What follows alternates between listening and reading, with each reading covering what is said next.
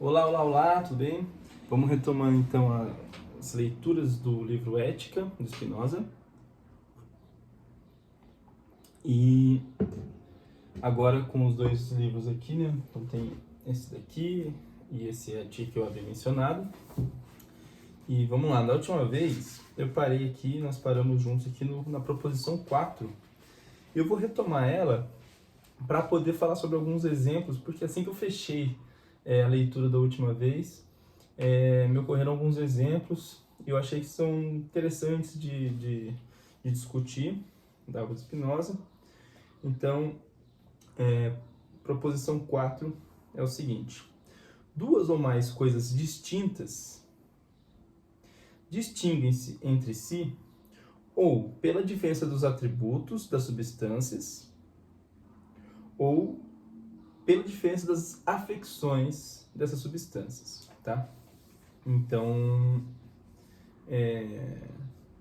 vamos retomar então os atributos.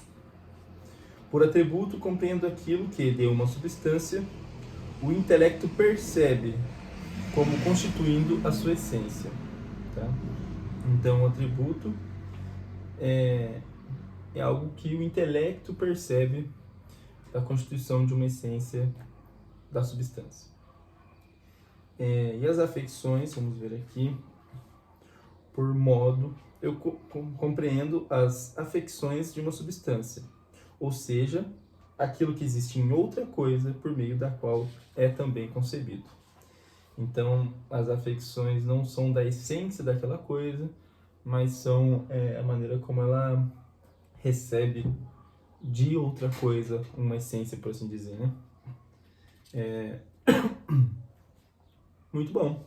Então, duas ou mais coisas distintas se distinguem entre si, ou pela diferença dos atributos, né, que o intelecto percebe daquela essência da substância, ou pela diferença das afecções da substância, que é como aquela substância vai interagir, digamos assim, com outra coisa de fora dela, outra coisa em relação a ela mesma, né? Dentro aqui só do texto do Spinoza. Aí aqui demonstração. Tudo que existe, existe ou em si mesmo ou em outra coisa, pelo axioma 1. Isto é, pelas definições 3 e 5. Não existe nada fora do intelecto, além das substâncias e suas afecções. Ponto. Então, não existe nada, entre vírgulas, fora do intelecto, além das substâncias e suas afecções. Ponto. Retoma. Não existe nada, pois, fora do intelecto, pelo qual se possa distinguir várias coisas entre si, a não ser as substâncias ou, o que é o mesmo, seus atributos e suas afecções. Tá? E aí tem um ponto interessante que é o CQD aqui, que eu mencionei que sempre vai aparecer aqui nas demonstrações. Tem, a partir da proposição 3 já começa a aparecer em todas as demonstrações a sigla CQD, que a gente vai encontrar a explicação melhor neste volume aqui, né, nessa edição, que ele que coloca a abreviatura QED, em latim, quod erat demonstrando, segue sempre traduzida por CQD, ou seja, como se queira demonstrar. Então sempre vai ter essas notas então, do CQD que significam como se queira demonstrar. E o que a gente vai agora colocar em nota aqui sobre essa proposição 4, algumas coisinhas. Uma que eu vou chamar a atenção logo de cara é essa questão do fora do intelecto, né, retomado 2 vezes aqui, uma posição bem importante. Então não existe nada fora do intelecto, além das substâncias ou afecções, e não existe nada fora do intelecto pela qual se possa distinguir várias coisas entre si, a não ser a substância, ou o que é o mesmo, seus atributos e suas afecções. Um tanto repetitivo, né? Meio que se diz um pouco o mesmo, com um certo avanço do distinguir várias coisas entre si. O que eu já a princípio comento aqui? O Spinoza, ele é nitidamente, assim, no campo dos estudos, né, situado no racionalismo, e parte disso, como a gente viu, já até inclusive no preâmbulo, a questão da filosofia mostrada a partir de uma forma geométrica, né, de demonstrar as coisas. Então, nesse período, acaba que é bastante importante tentar fazer definições, distinguir uma coisa, outra coisa, né, e tal. É sempre importante, né, de certa maneira, essas distinções, né, essas referências, mas qual que é o ponto? Aqui é curioso porque mostra muito, né, essa preocupação de falar uma coisa, essa coisa, né? Então tudo que existe em si mesmo é outra coisa. Contudo, tem essa parte do fora do intelecto que aparece aqui com uma certa relevância, e eu ia chamar a atenção para isso, que é o seguinte: a gente já chegou a um ponto aqui onde fala da diferença do corpo e do pensamento. Eu posso retomar aqui para a gente ficar bem rigoroso.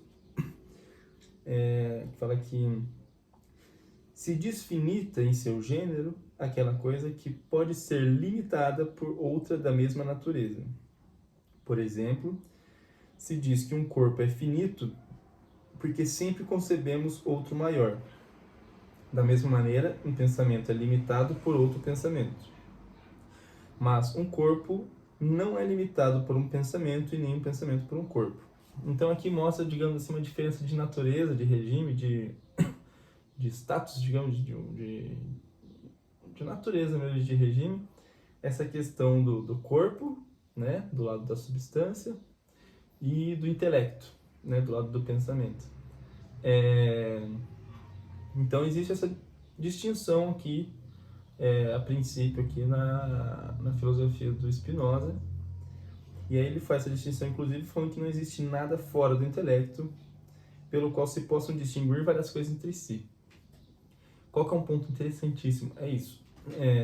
Então, esse fora do intelecto é muito curioso, né? Então seria um pouco a natureza dos corpos e da substância, então, né?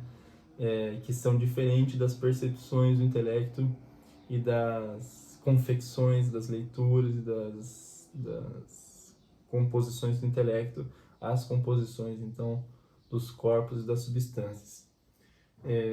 Então, a primeira coisa que eu vou chamar bastante atenção é essa questão do fora do intelecto.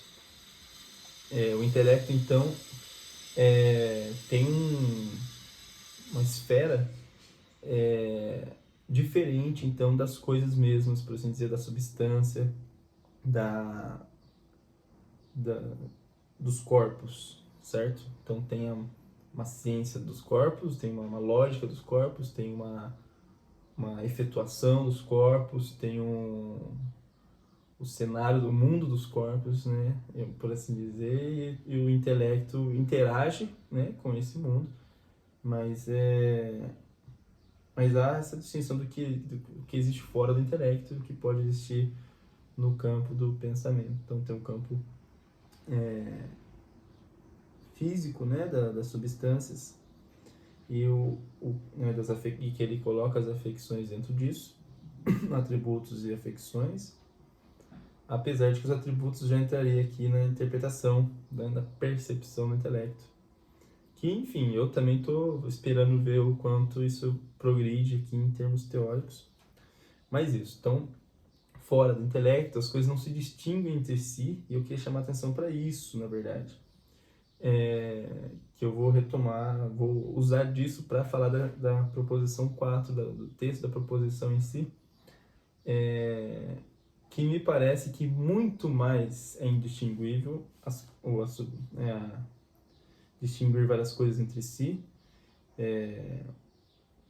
a não ser a substância, então seria distinguível a substância e seus atributos e afecções, e de certa maneira mas tem essa questão, será que fora do intelecto, então, dá para distinguir várias coisas entre si? Então, qual que eu diria, assim, mais ou menos, que talvez dentro disso, fora do intelecto, as coisas estão menos distinguíveis entre si, e elas estão mais em relação, elas estão mais em tecido relacional, assim, então tudo dentro da substância, né, da substância maior, digamos lá, o todo. Tá tudo mais ou menos embrenhado, então os corpos trocam tudo, assim, respiram e comem, e se nutrem e, enfim, também afetam outras coisas. Então, basicamente é um tecido, né? O Spinoza também é um pouco lembrado nessa questão ecológica. Todo o debate ecológico, assim, é reconhecido em Spinoza, digamos assim, esse interesse de dizer que tem uma ecologia das coisas. Então, a primeira distinção é essa do que há fora do intelecto e o dentro, então, digamos assim, do intelecto, né? Enquanto intelecto. Tá, então o texto da proposição 4. Mas, em síntese, então, quis dizer que fora do intelecto as coisas não podem não ser tão distinguíveis entre si. Ele até coloca, a não ser as substâncias, e ele coloca que é o mesmo que as substâncias, seus atributos e suas afecções, né? Então, essas sim seriam fora do intelecto distinguíveis. E eu queria dar o exemplo, então, a partir também que eu pensei em trazer sobre duas ou mais coisas distintas que distinguem entre si, ou pela diferença dos atributos, ou pela diferença das substâncias. E o exemplo que eu acho que debate e amarra tudo isso é o exemplo das nuvens, tá? Então, é um exemplo até razoavelmente poético, mas a intenção maior é trazer o exemplo mais físico mesmo. Então, que eu estava pensando como exemplo? Então, existe as nuvens. Então, um certo tipo de corpo, um corpo nuvem, por assim dizer. Primeira coisa, a gente já distinguiu, né? Então, temos um corpo nuvem, uma especificidade de corpo que a gente está separando das demais substâncias. Então, uma nuvem não é uma bolacha, uma nuvem não é um travesseiro, uma nuvem não é uma planta, uma nuvem não é um besouro, é um corpo nuvem específico com seus atributos e suas afecções. Então, uma substância X, a nuvem, corpo nuvem, tá bem? Este corpo nuvem se distingue do corpo eu, por exemplo, do corpo gente, do corpo pessoa, por exemplo, enquanto substância. E qual que é o ponto também espinosista, ecológico, por assim dizer, né? Seria o seguinte: o corpo nuvem, ele tem um tecido de interações, de encontros, de uma paisagem existencial, por assim dizer, propriedades que são próprias do corpo nuvem. Então, o corpo nuvem até inclusive, enquanto não corpo, né, não vida, né, mas um corpo nuvem é fundamentado até pela sua paisagem, né? Então, um corpo nuvem ele tem as suas leis, digamos assim, as suas vamos chamar de atributos, afecções, vamos supor. Acho que entra até mais nas afecções que nos atributos. Então, tem um tecido de campo de pressão do ar, de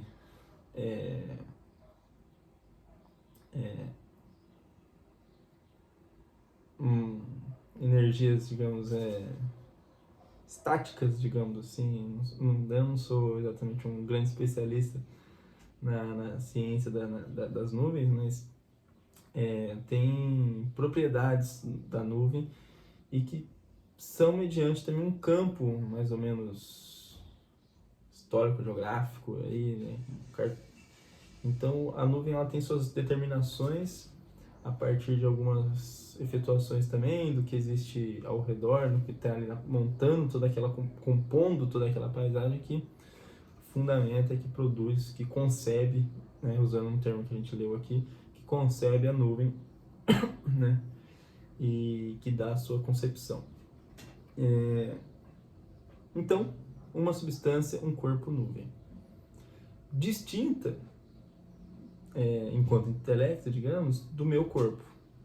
Então, eu tenho uma outra gama, outro tecido, outra por enquanto, tá? Então, vamos colocar esse outro em suspenso, mas tenho outra rede de preocupações, outra rede de afecções, de coisas que tal, que concorrem aí para o meu fundamento. E então minha agenda passa por outras preocupações e passa, enfim, não tem as mesmas determinações que o corpo nuvem. Então o corpo nuvem passa por determinações que não são as do meu corpo. Então, em tese, essas seriam isso que nos fariam outros e nos distinguiriam.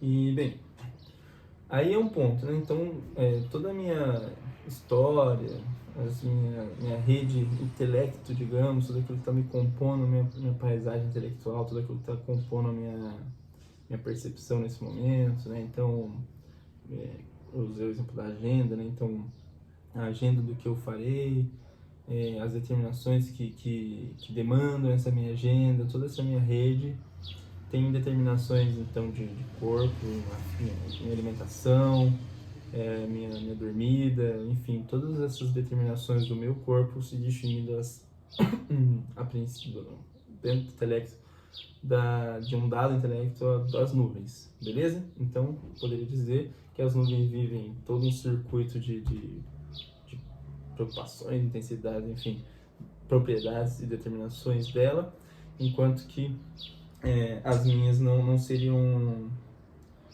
até tenho aqui, não pode ser compreendida uma por meio da outra, portanto uma não pode ser causa da outra.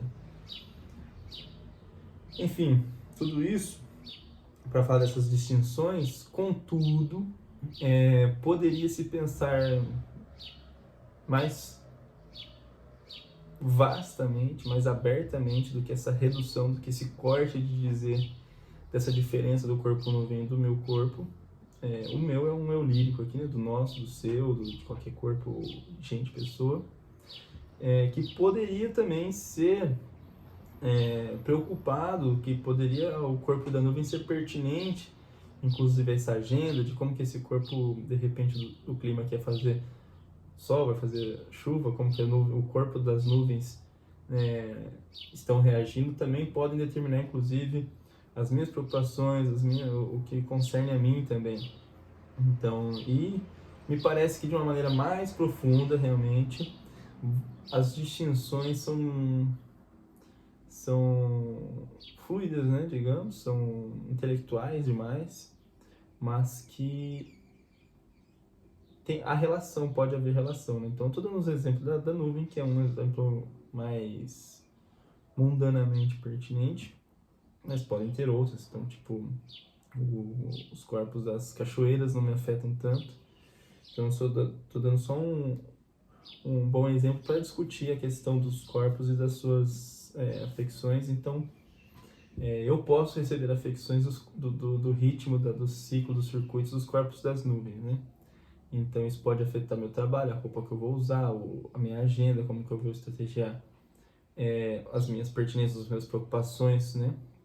E então, em algum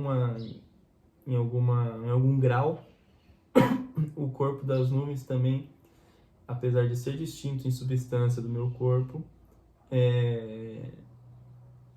ao mesmo tempo mais ou menos não, porque também determinam o meu humor, meu corpo, minhas afecções, né? Então eu também estou afetado pelo campo das nuvens em certa medida, talvez, né? Digamos assim. Mas enfim, é um exemplo assim mais para discutir visualmente, né? Para dar uma imagem essas explicações às vezes. E vamos seguir então né, com a proposição 5. Acho que eu falei tudo o que me ocorreu assim, de mencionar. Mas em síntese, sim, então, fora do intelecto, ou que é dentro do intelecto, o intelecto se limita aí, hora ou outra. Então, pode ser que coisas nos afetem que não estão passando pelo intelecto, né? Então, uma sequência de chuva pode, né, uma sequência de alguma coisa, né, de uma afetação das nuvens, pode ser muito presente assim nas minhas determinações, né? Enfim, no que resulta em mim. Vamos seguir lá para a proposição 5 agora. Não podem existir na natureza duas coisas, duas ou mais substâncias de mesma natureza ou de mesmo atributo. Não podem existir na natureza das coisas duas ou mais substâncias de mesma natureza ou de mesmo atributo. Demonstração.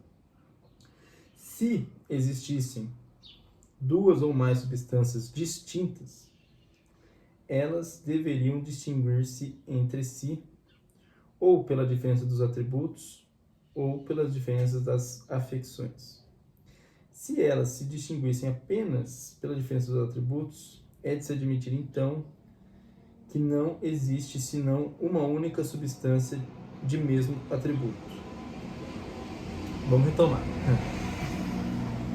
Se existissem mais de uma substâncias distintas, eu estou retomando agora em síntese já, elas deveriam se distinguir ou pela natureza, ou pela diferença dos atributos ou das afecções. Se existissem duas ou mais substâncias, as diferenças estariam ou nos atributos ou nas afecções. Se elas se distinguissem apenas pela diferença dos atributos, é de se admitir, então, que não existe senão uma única substância de mesmo atributo.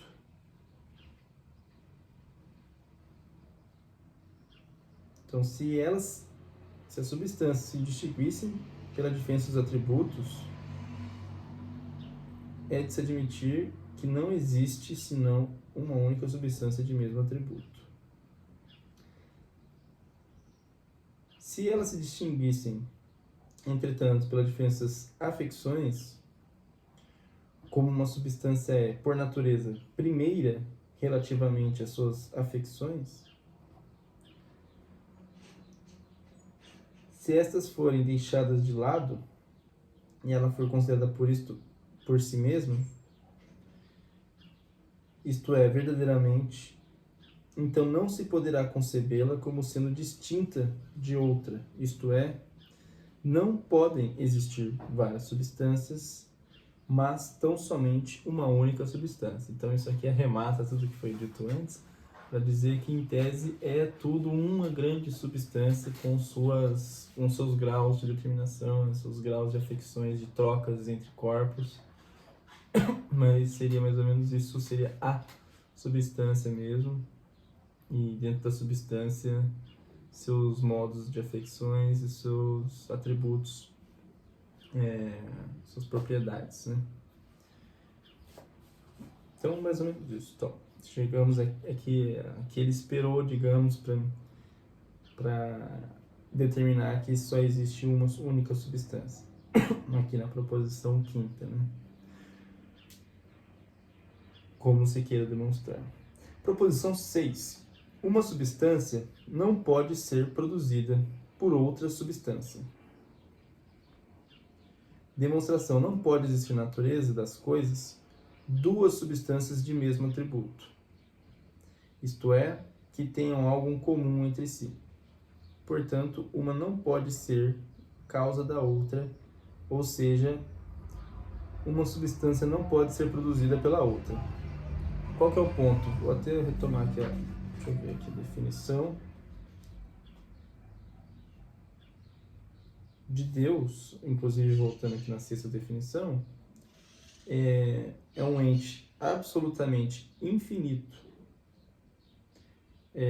uma substância que consiste de infinitos atributos, cada um dos quais exprime uma essência eterna e infinita. Então, Deus, né, seria aqui na obra espinosista da Ética.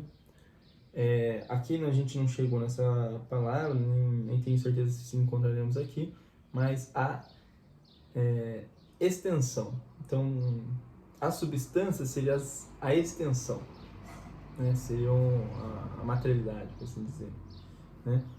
Então, Deus, por ser a materialidade, né? Agora sou eu mais ou menos articulando, então isso não está ainda aqui no texto explícito, um pouco, né? Estou tentando puxar o que está no texto, mas então, O todo da extensão material seria a substância, e absolutamente infinita, certo? Infinita no sentido de que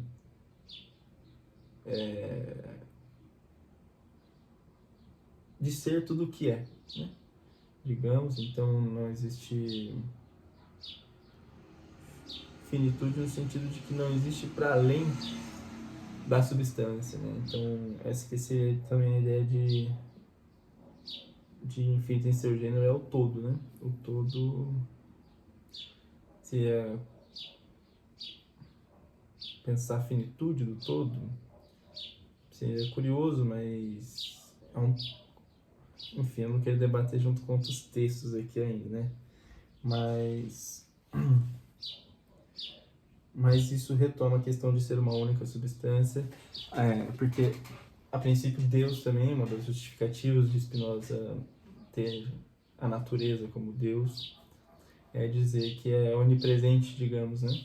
E onipotente. Então a natureza é tudo que pode ser e é tudo que tudo só é dentro da natureza, a partir, enquanto natureza, enquanto existência, que está tudo aqui mais ou menos, tudo bem costuradinho no Spinoza, né? Tudo bem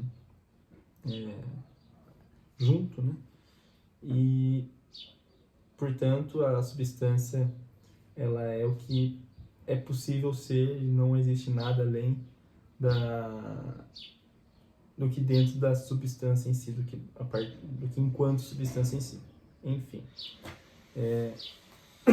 eu posso fazer algumas assimilações depois também, mas aqui, proposição 6. Uma substância não pode ser produzida por outra substância. Não podem existir na natureza duas ou mais substâncias de mesmo atributo. Isto é, que tenham comum entre si, um pode ser causa da outra. Então, o que eu ia mencionar também disso é que somente a natureza é causa de si mesma e tudo existe enquanto conjunto dentro da natureza.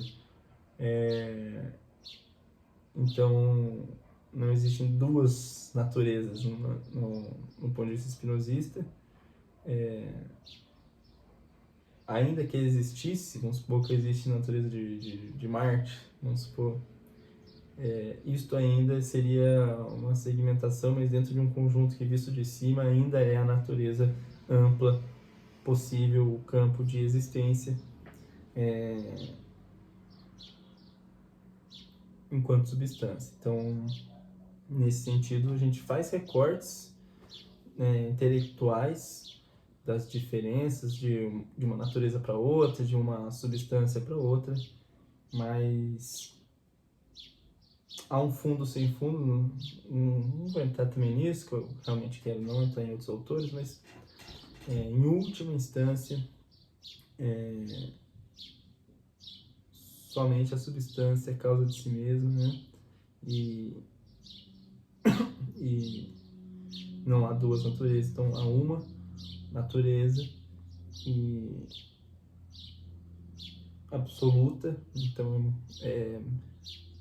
é mais do que uma no sentido que é absoluta, né? Então não faz número, por assim dizer, não tem duas naturezas.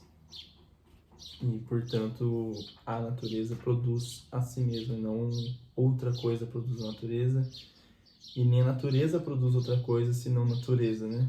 Então, basicamente, mesmo os elementos químicos que a gente criou são possibilidades dentro da natureza, e a gente, digamos assim, friccionou mais a própria natureza, né? E produziu junto com a natureza, mas isso é um debate mais para frente. Corolário. Disso se segue que uma substância não pode ser produzida por outra coisa. Com efeito, nada existe na natureza das coisas além das substâncias e suas afecções, como é evidente pelo axioma 1 e pelas definições 3 e 5. Ora, uma substância não pode ser produzida por outra substância. Logo, uma substância não pode de maneira alguma ser produzida por outra coisa. Demonstração alternativa. Isso pode ser demonstrado ainda mais facilmente pelo absurdo da negativa. Então, isso pode ser curioso, porque, como eu disse bem brevemente, um dos interesses dessa pesquisa aqui dentro desse livro é pensar a questão do positivo e do negativo, né? Então, eu pretendo também ser curioso nesse aspecto dessa pesquisa em relação a essa questão da substância e pensar a negatividade, né? Como a psicanálise, por exemplo, tanto ressalta a negatividade, o pensamento negativo, a efetuação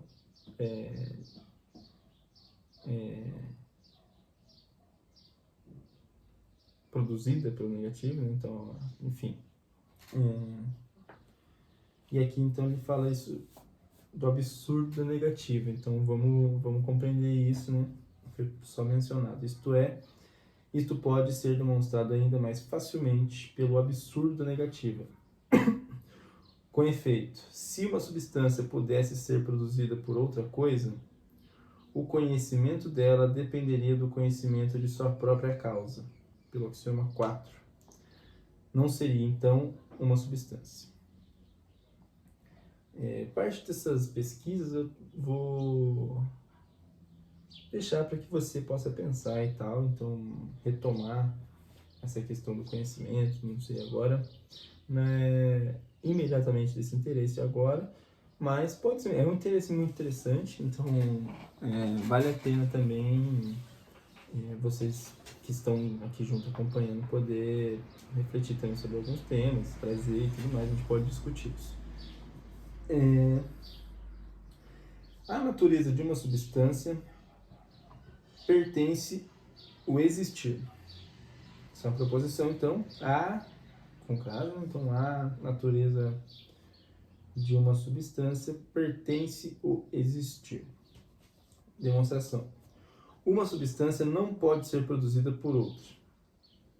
Ela será, portanto, causa de si mesma, isto é, a sua essência necessariamente envolve a existência. Ou seja, a natureza pertence o existir. Olha que questão existencial, né? A essência envolve a existência. Então, bem mais para séculos à frente, o Sartre fica popular também com essa frase. Essa frase também é uma frase popular do Sartre, do seu existencialismo, de que a existência precede a essência. Então, para Spinoza, são concomitantes, né? Então, a essência envolve a existência. E a natureza da substância pertence o existir. Então, o existir está concomitante com a substância. Beleza? A partir do momento que se extingue tal substância, extingue seu existir. Então, o existir está atrelado à substância. E a essência necessariamente envolve a existência. Proposição 8. Toda substância é necessariamente infinita. Inclusive, nesse ponto de vista, talvez pudesse ser acrescentado um A para explicitar bem assim essa questão. Então, poderia ter sido toda a substância é necessariamente infinita. Demonstração.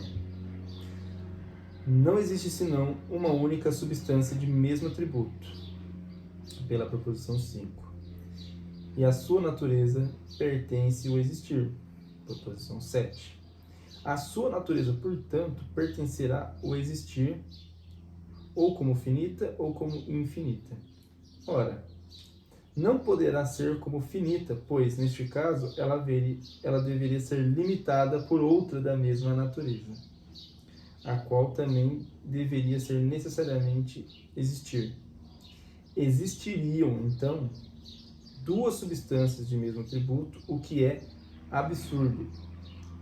Logo, ela existe como infinita, certo? Então, ao tecido, a extensão substância é indistinguível, impensável, inconcebível, duas naturezas, então, duas substâncias, enfim, seria absurdo. Escolhe um. Como, na verdade, ser finito é parcialmente uma negação,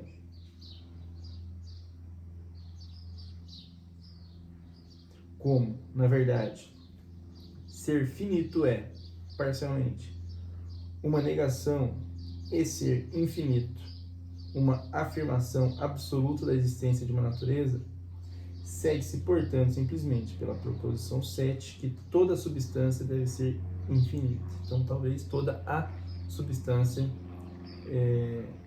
é infinita. Escolhe 2.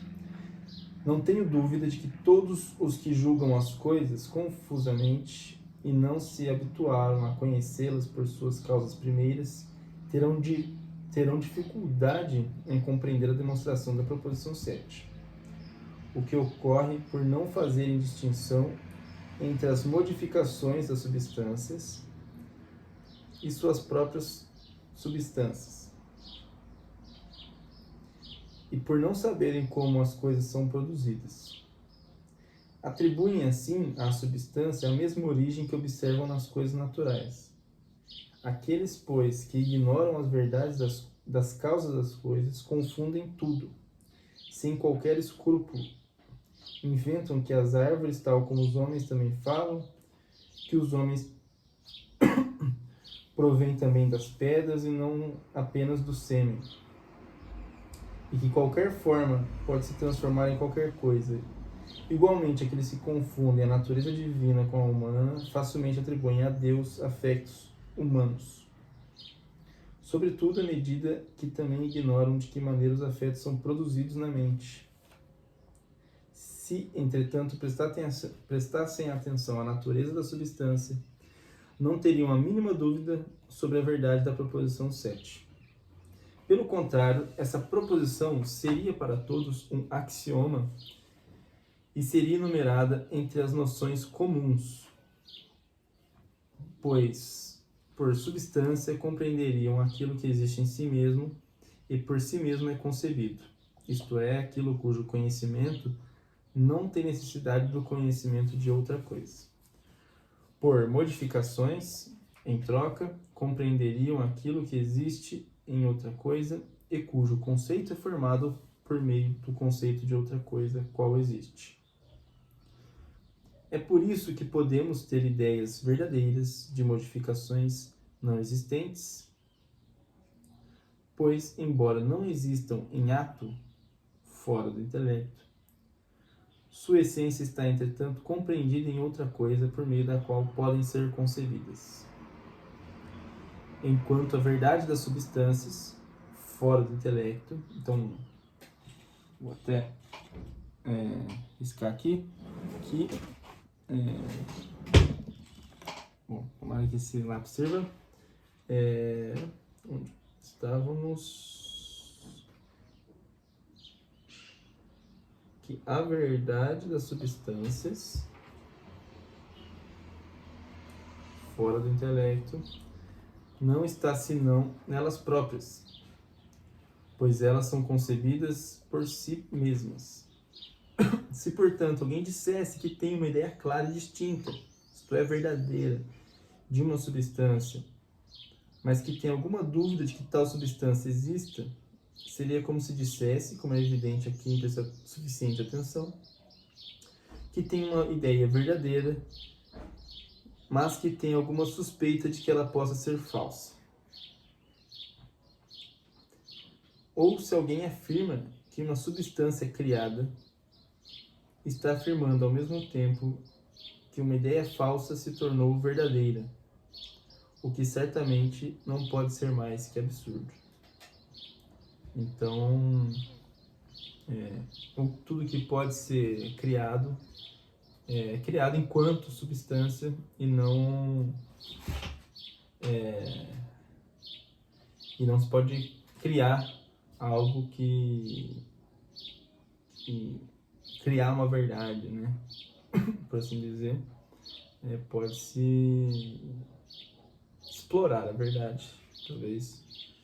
E é isso que a gente vai ver enquanto campo da natureza, né? Ou, se alguém afirma que uma substância criada... aqui já foi. É necessário, pois, reconhecer que a existência de uma substância, assim como a sua essência, é uma verdade eterna. É necessário, pois, reconhecer que a existência de uma substância, assim como sua essência, uma vez que elas se envolvem, é uma verdade eterna. Então, a existência da substância,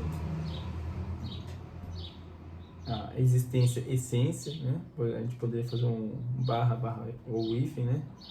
Então, a existência essência de uma substância é uma verdade eterna. Disso podemos concluir dizendo de outra maneira que não existe senão uma única substância de mesma natureza.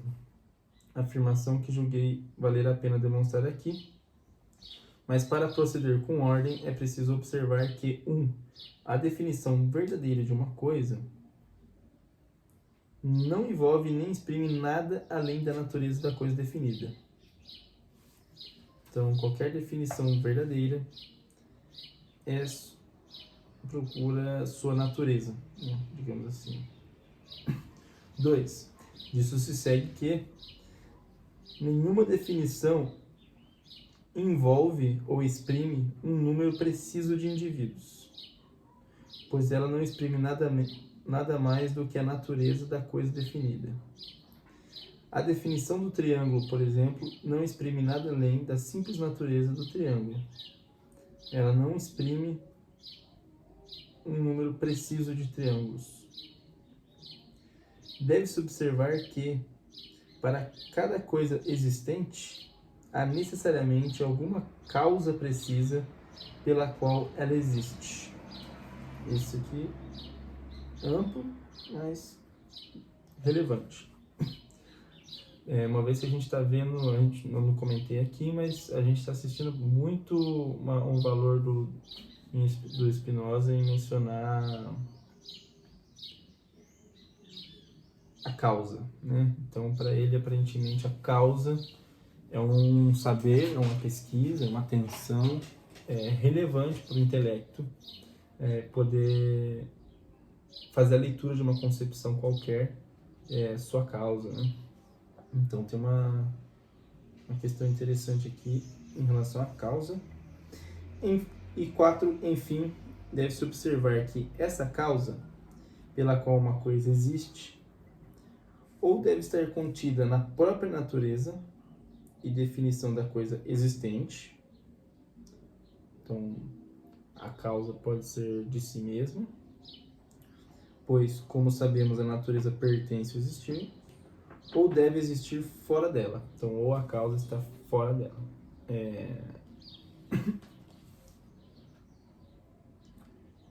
Bom, então, por exemplo, uma pessoa é causada por outro encontro de corpos de pessoas, né? Então, uma pessoa, a princípio, vai se fundamentando e vai tendo sempre a determinação de uma coisa de fora de nós, né? Digamos, enquanto pessoas. Então, a gente tem a definição aí da nossa existência por uma coisa fora de nós, né? Então, algo fora de nós que nos concebe. Isto posto, segue-se que, se existe na natureza um número preciso de indivíduos, deve necessariamente haver uma causa pela qual existe tal número de indivíduos, nem mais nem menos. Se, por exemplo, existem na natureza das coisas 20 homens, que por razões de clareza suponho existirem simultaneamente, e que não tenham anteriormente existido outros, não será suficiente para dar conta da existência desses 20 homens, mostrar a causa da natureza humana em geral. Será necessário, para além disso, mostrar a causa pela qual não existem nem mais nem menos do que 20. Deve necessariamente haver uma causa pela qual existe cada um deles. Mas essa causa não pode estar contida na própria natureza humana, uma vez que a definição verdadeira de homem não envolve o número 20. Por isso, a causa pela qual existem 20 homens e, consequentemente, pela qual cada um deles existe, deve necessariamente existir fora de cada um deles.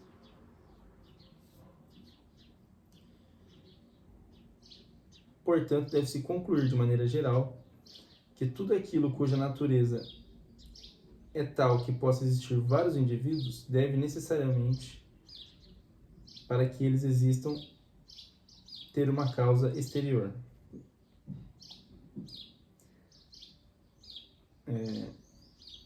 Então, o que faz ter 20 ou não, o que faz ser precisamente um número, estaria uma singularidade, digamos, ele fala até nem mais nem menos, porque o que digamos, enquanto substanciável, enquanto praticado, enquanto um existir atuado, digamos, enquanto ato, né, que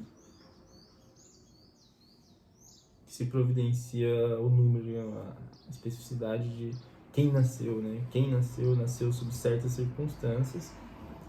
Agora, ser produzido, isso é sempre de fora, então é sempre... tem essa generalidade, digamos assim, né? Tem essa amplidão.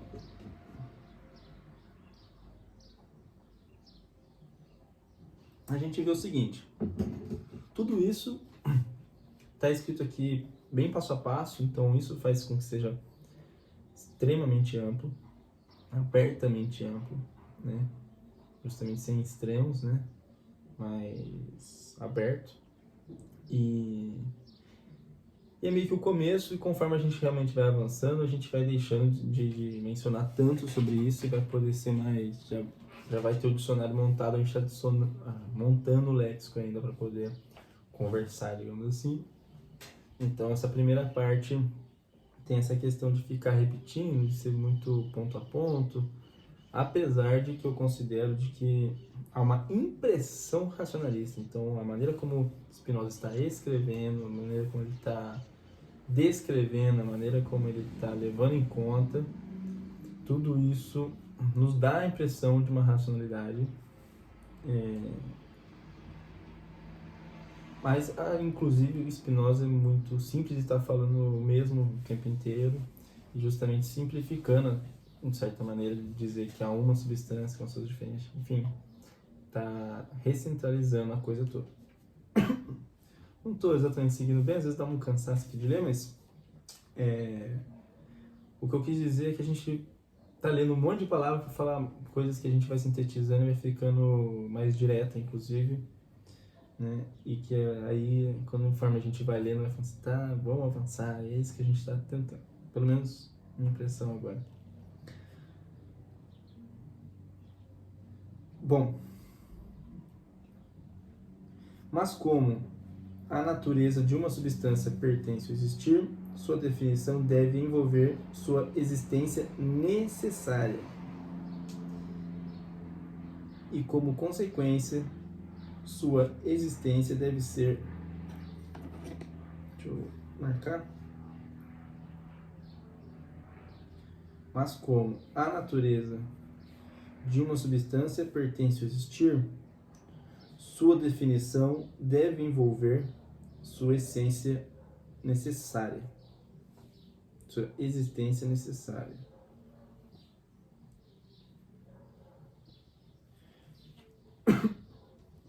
E como consequência, sua existência deve ser concluída exclusivamente de sua própria definição. Mas, de sua definição, não pode se seguir a existência de várias substâncias. Essa definição segue-se necessariamente, portanto, que tal como queríamos demonstrar, existe apenas uma única substância de mesma natureza. Vou fazer questão de voltar a isso em outro momento. Vou dar mais uma atenção nesse período e depois, assim como eu fiz com a proposição 4, retoma um pouco. Proposição 9. Quanto mais realidade ou ser uma coisa tem, tanto mais atributos lhe competem. Demonstração é evidente pela demonstração 4. Então, quanto mais realidade uma coisa tem, tanto mais atributos lhe competem. Pela definição 4. Então, a definição 4 é aquela dos atributos. Então, quanto maior uma realidade, mais percepções o intelecto pode se fazer, ou mais... como pode dizer? Mais interpretação, mais se tira dela sulcos, se tira dela conhecimentos, se tira... Quanto maior uma realidade, mais ela multiplica seu campo de sentido, por assim dizer. Estou aqui eu falando, articulando, mas basicamente isso. Assim como uma pessoa, um fenômeno, quanto mais presença tiver, mais dali se tirarão percepções e leituras e afecções não, mas e categorizações e pensamentos, enfim. Quanto maior a realidade dela, mais ela produz pensamentos, por assim dizer.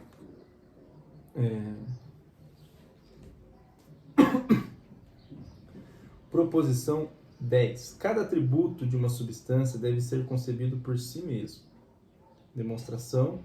Com efeito, o atributo é aquilo que... Aqui tem o atributo é aquilo que, da substância, o intelecto percebe como constituindo sua essência. Então, definição 4. O atributo é aquilo que é da substância, o intelecto percebe como constituindo a sua essência.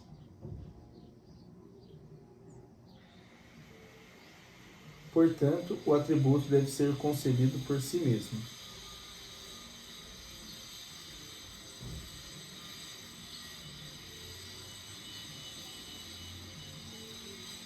Bom, talvez essa referência também esteja dizendo, tem mais escolho aqui, mas talvez esteja dizendo que o intelecto possa levar em conta que é um atributo percebido. Acho que isso pode ser a questão. Então, o atributo é aquilo que o intelecto percebe da substância como constituindo a sua essência. Me parece que leva em conta essa diferença de natureza entre pensamento e corpo, então que o atributo deve ser levado em conta por ele mesmo enquanto percepção do intelecto e não mundo dos corpos da substância. Então tem mais uma vez essa mais ou menos separação entre o que é o pensamento e a substância. Então o atributo, acho que o que me parece aqui que valoriza isso, né? Que quando a gente nota, por exemplo, uma questão da nuvem, que é uma questão que a gente vê que deve ser uma questão por ela mesma enquanto atributo, porque aquilo é do intelecto, né? O atributo é uma questão de percepção, e que a substância em si só existe em outro regime que não o do intelecto, né? Então acho que é isso que mais ou menos também enfatiza aqui, que o atributo de uma substância deve ser concebido por si mesmo. Me parece que é porque o atributo de uma substância é concebido enquanto intelecto e não fora do intelecto. Bem, escolhe. Fica claro assim que, ainda que dois atributos sejam concebidos como realmente distintos, isto é, um sem a mediação do outro, disso não podemos, entretanto, concluir que eles constituam dois entes diferentes, ou seja, duas substâncias diferentes, pois é da natureza da substância que cada um de seus atributos seja concebido por si mesmo, já que todos os atributos que ela tem sempre existiram simultaneamente nela e nenhum pôde ter sido produzido por outro. Mas cada um deles exprime a realidade, ou seja, o ser da substância. Ah, tá. Tem mais do escolha, mas eu queria dizer sobre de que enquanto o atributo também, então, por ser uma percepção do intelecto, enquanto intelecto, né, em distinção do fora do intelecto, que fora do intelecto não há distinções tão assim, né? Então, e enquanto intelecto há distinções, né? Então, o intelecto distingue, né?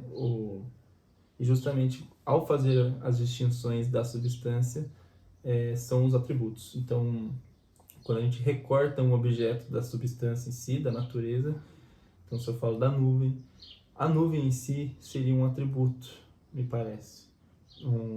Já é um contorno, já é uma percepção da substância. Então não existe duas substâncias, não existe a nuvem e o meu corpo. Existem esses dois enquanto atributos da substância, né? Digamos, enquanto percepção, enquanto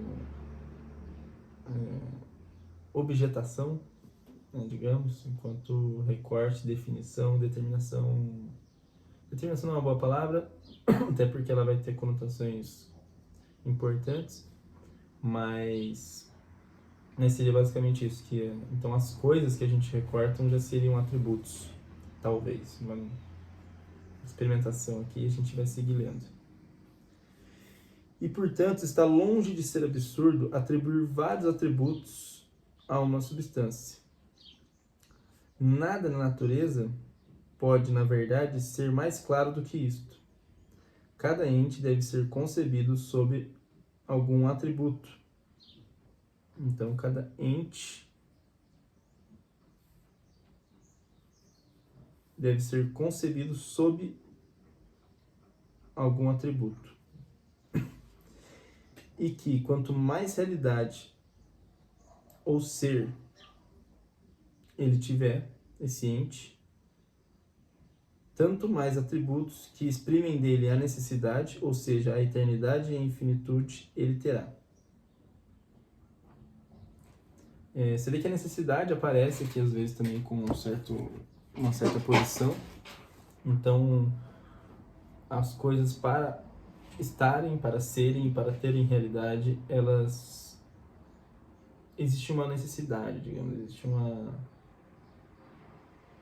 um ímpeto da existência daquela coisa na sua necessidade. Então, por exemplo, eu dei o exemplo do corpo das nuvens.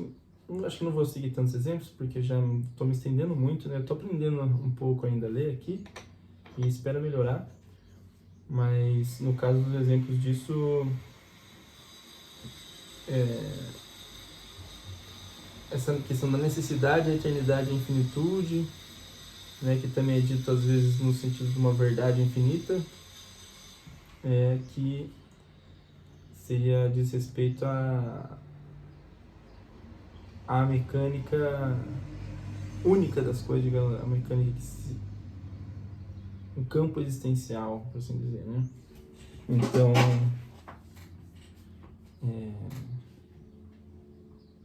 aquilo também expressa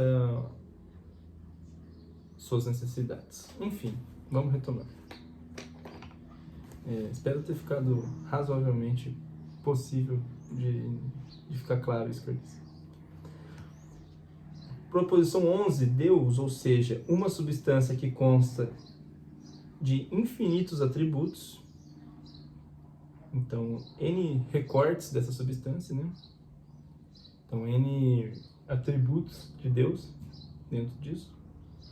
Cada um dos quais exprime uma essência eterna e infinita, existe necessariamente.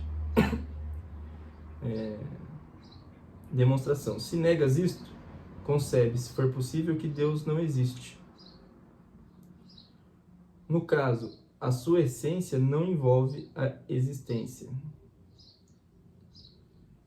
Então, a essência e a existência sempre envolvidos, né? Então, a existência é ser substância, ser mais realidade e ser substância.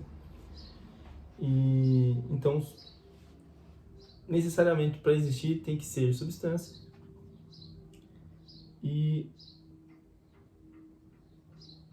bem, então se Deus existe, ele é substância, isso é um ponto, né? Algo que não pode existir não substancialmente. Então é necessário que esteja na substância para existir. Então Deus existe porque há substância, digamos. Deus existe enquanto substância todo, né? Infinito. E é infinito porque não há dois Deus, né? É infinito porque é absoluto, né? E eterno pode ser discutido, né? Ora, então aqui, falando que se negas isso, se for possível, que Deus não concebe que Deus não existe. A sua essência não envolve a existência. Ora, isso é absurdo. Logo, Deus existe necessariamente. Então,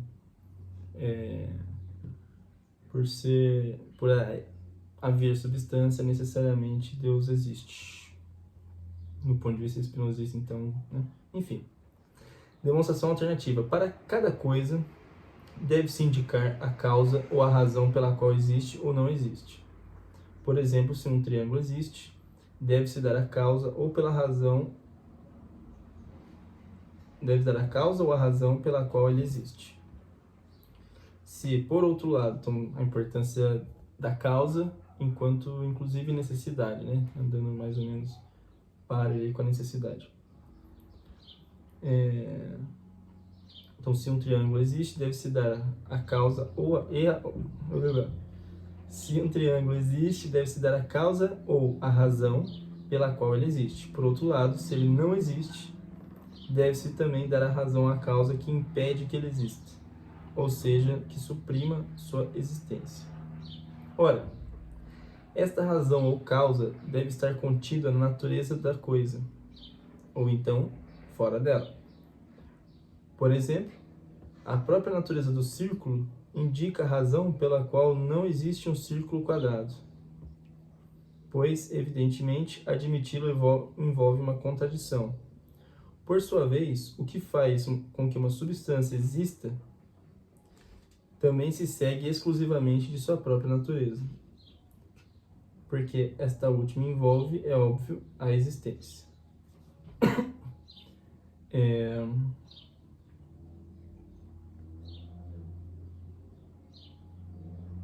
Essa coisa da necessidade e da causa me parece também altamente clínico, né? Parece que é algo muito do feitio clínico.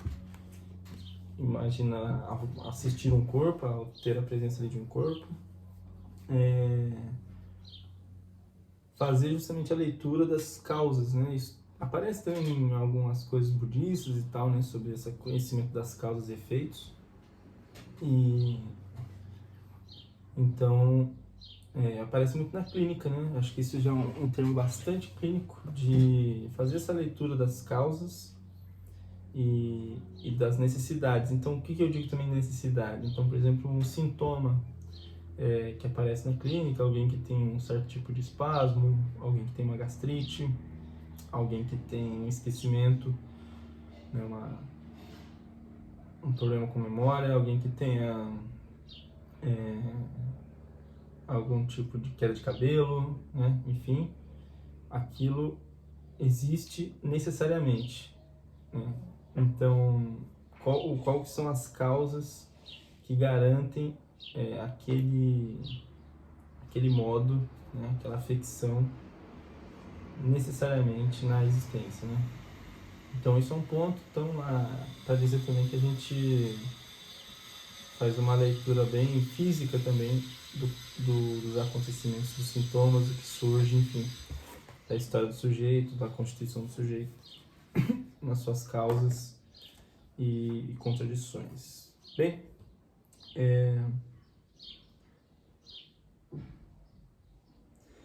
mas a razão pela qual um círculo ou um triângulo existe ou não existe não se segue de sua própria natureza, mas da ordem da natureza corpórea como um todo. Pois é dessa ordem que se deve seguir que, neste momento, esse triângulo exista necessariamente, ou seja, impossível que ele exista. Tudo isso é evidente por si mesmo. Disso se segue que uma coisa existe necessariamente se não houver nenhuma razão ou causa que impeça de existir, tá? Então, tem um pouco a questão material, né?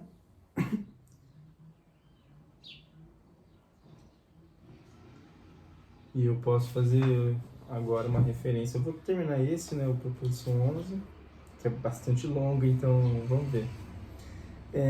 Disso é evidente por si mesmo. Disso segue que uma coisa existe necessariamente se não houver uma razão. Aqui.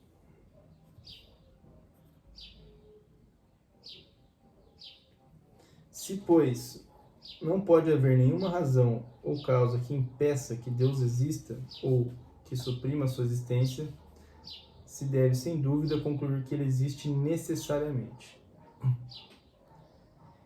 Mas, se houvesse tal razão ou causa, ela deveria estar na própria natureza de Deus ou fora dela. Em uma outra substância de natureza diferente.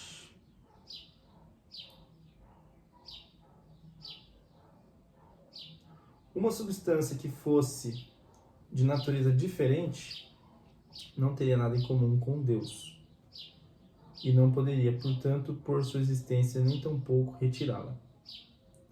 Se, pois, a razão ou a causa que suprime a existência de Deus não pode estar fora da natureza divina, ela deve necessariamente estar, embora supostamente Deus não exista, na própria natureza divina, a qual por isso envolveria uma contradição. Mas é absurdo afirmar isto de um ente absolutamente infinito e sumamente perfeito. Então aqui é o primeiro momento onde a palavra perfeição aparece, para Spinoza dizendo então que a substância, Deus, a existência é perfeita, né? E então é um conjunto inclusive necessário, por assim dizer, e é isso que garante também essa perfeição, né?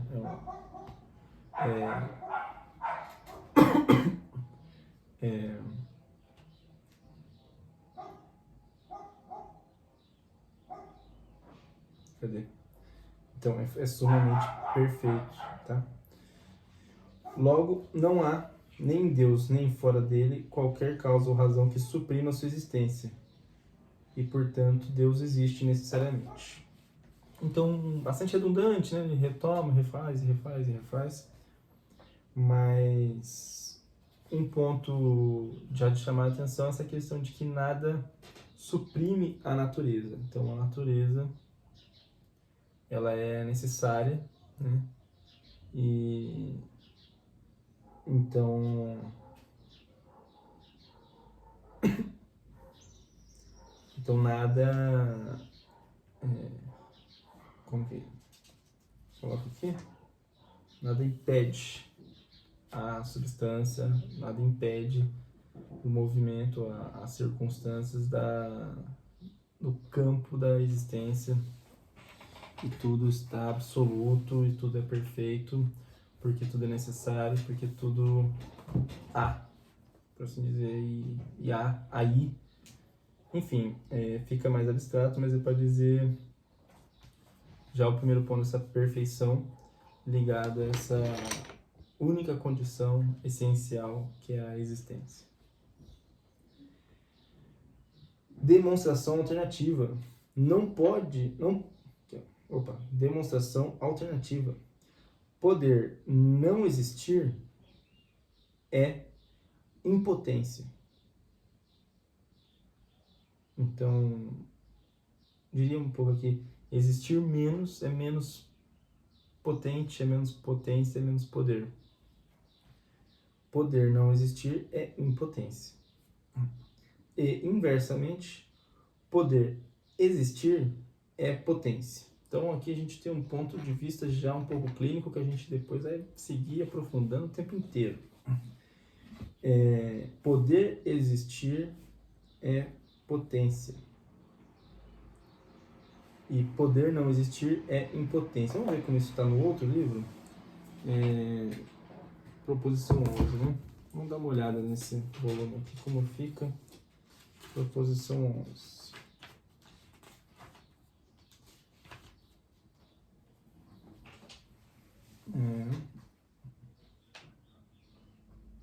Aqui também é interessante, hein? Aqui é interessante, porque eu até dizer sobre essa questão do necessário, do ponto de vista do a priori, e aqui aparece, nesse volume aparece a questão do a priori, e o lápis ficou aqui dentro? Ficou. Tem outro marca-página, beleza. Então, acho que, vou ver se eu leio ou não, mas aqui...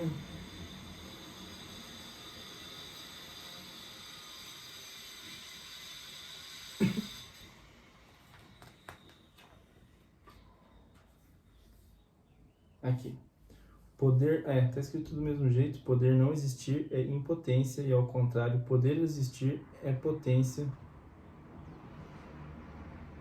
Portanto, isso que existe necessariamente agora são apenas entes finitos.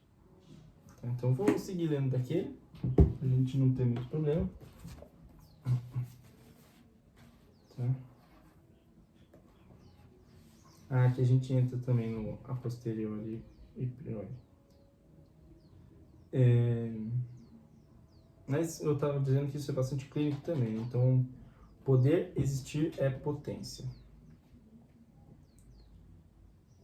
Se eu não me engano, tem um ponto de vista interessante de Aristóteles sobre essa questão da potência, que Deleuze também retoma, mas a gente realmente vai focar bem em Spinoza por lá.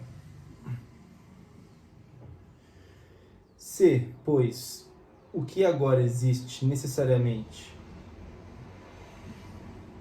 consiste de entes finitos, tá?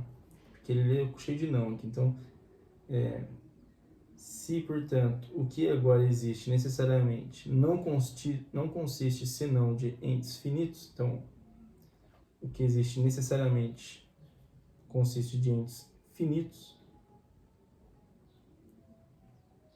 então, estes entes são mais potentes do que um ente absolutamente infinito.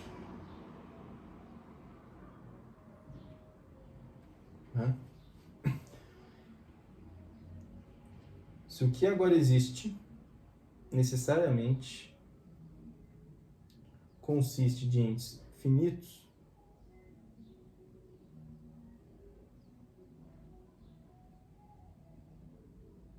então esses entes são mais potentes do que um ente absolutamente infinito. Mas isto é absurdo. Logo, não existe nada ou um ente absolutamente infinito Aqui, perdão. Logo, ou existe ou não existe nada, ou existe um ente absolutamente infinito, necessariamente.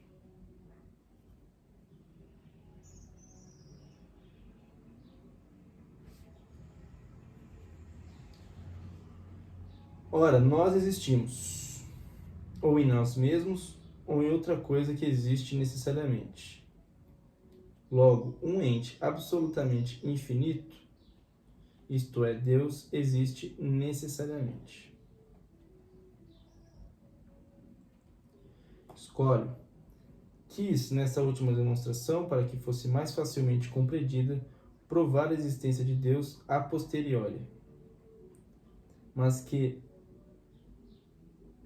não que sua existência não se siga a priori deste mesmo fundamento, pois, se poder existir é potência, segue-se que, quanto mais realidade a natureza de uma coisa possuir,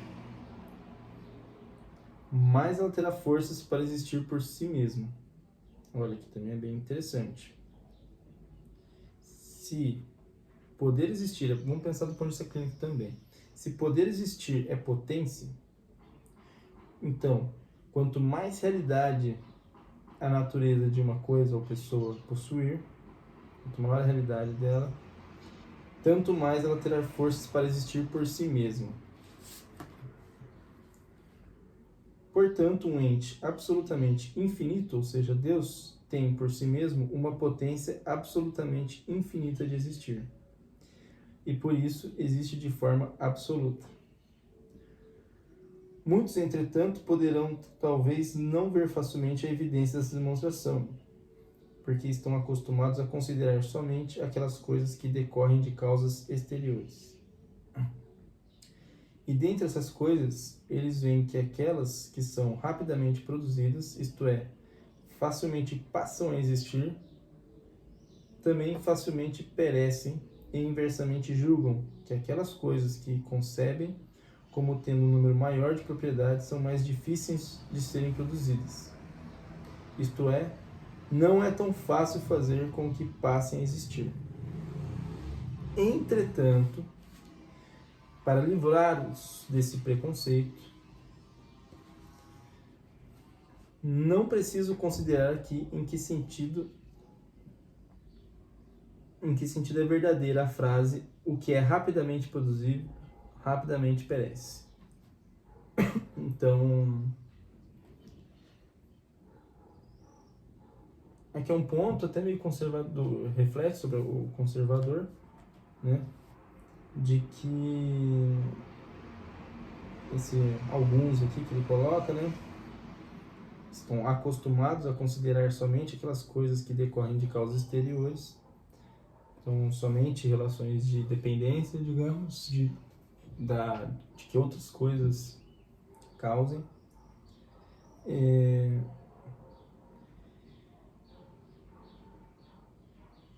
Esse aqui mais ou menos preconceito, né, que ele coloca de que julgam que aquelas coisas que eles concebem como tendo um número maior de propriedades são mais difíceis de serem produzidas. Isso é, não é tão fácil fazer com que passem a existir. Então, por exemplo, um novo modo de qualquer coisa, um novo sistema, um novo circuito, uma nova sinapse, um novo termo, uma nova concepção, seja difícil de produzir outra, porque a que já está pode ser complexa.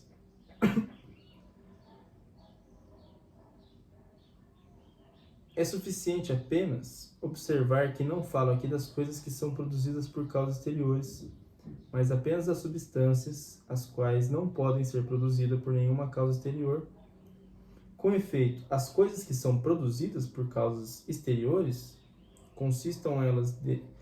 Lembrando que, aqui eu estou fazendo esse ponto, coisas que são produzidas por causas exteriores. O que é causa exterior, né? Se algo é produzido, se algo afeta outra coisa, se algo produz outra coisa, ela não é tão exterior assim, né? Digamos, ela é exterior do ponto de vista do intelecto, mas do ponto de vista da constituição das substâncias, essa coisa a causa exterior está existindo necessariamente no fundamento de uma certa coisa, uma certa causa interior, digamos, uma certa interioridade. Então, o que é causa exterior? Que é exterior, né? Porque esse fora de uma coisa que está sendo produzida dela, né?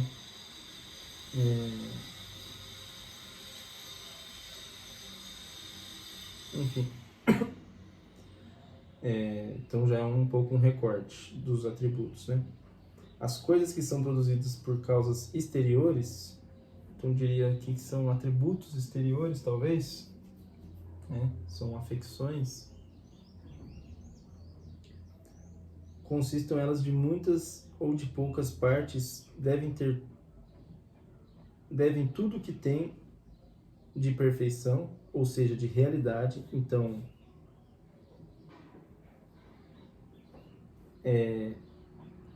curioso essa questão de essência e existência e depois perfeição e realidade, né? Então,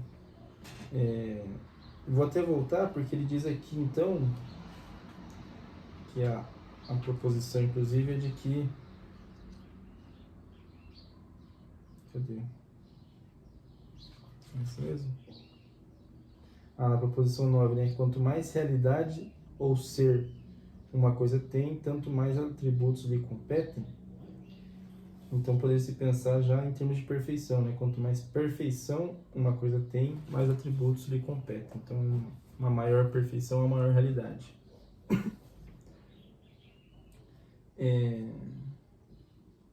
Então, as coisas que são produzidas por causas exteriores devem tudo o que tem de perfeição, ou seja, de realidade, à virtude da causa exterior. Poderia ser dito uma causa maior, talvez, uma causa sobre, né? E assim, sua existência tem origem unicamente na perfeição da causa exterior, e não na própria causa. Aqui é um ponto porque seria Deus o princípio que se diz de uma coisa que produz a si mesma, e não depende de uma causa exterior. Então é como se apenas a substância todo, apenas quando a gente considerasse o todo, uma coisa, essa coisa é causa de si mesma. A partir do momento onde a gente recorta, onde a gente limita, onde a gente separa, onde a gente segmenta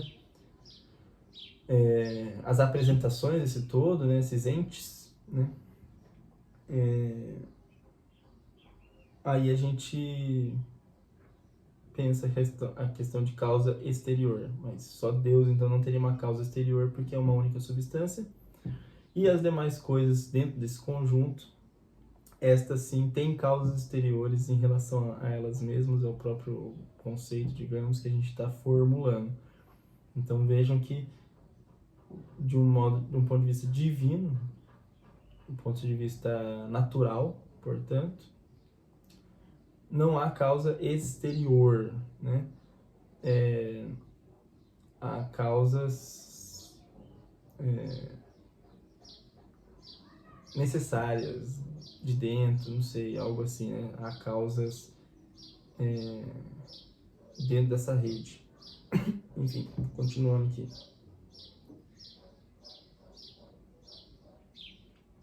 Em oposição, nada do que uma substância tem de perfeição é devido a qualquer causa exterior.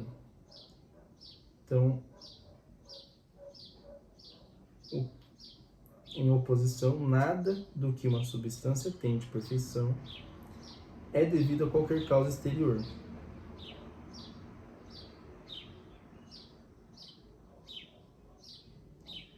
Vou voltar. Então, com efeito, as coisas que são produzidas por causas exteriores devem tudo que tem de perfeição, realidade, à virtude da causa exterior. Então, as coisas devem sua perfeição à virtude da causa exterior. Assim como sua existência tem origem unicamente na perfeição da causa exterior. Então, por haver uma causa, uma perfeição maior que uma outra perfeição pode, no caso aqui, ser concebida. Em oposição a isso, a substância tem de perfeição é devido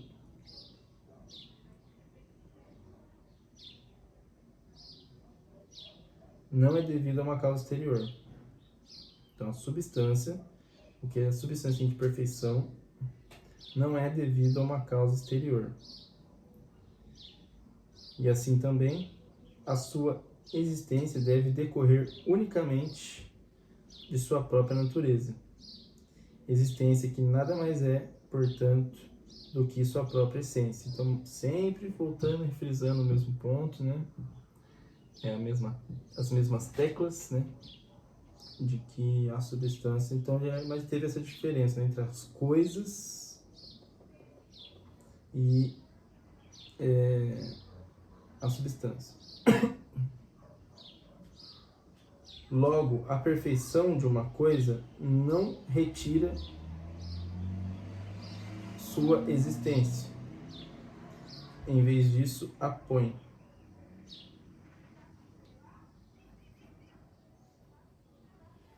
A perfeição de uma coisa não retira